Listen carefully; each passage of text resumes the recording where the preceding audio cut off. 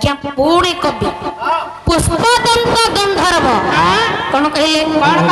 असित गिरी समस्या जल सिंधु पत्रे सुरतरोवर शाखा लिखनम पद्ममुर्वी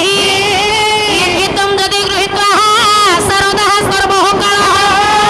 तदापि तव गुणनां लेशं परं न जाति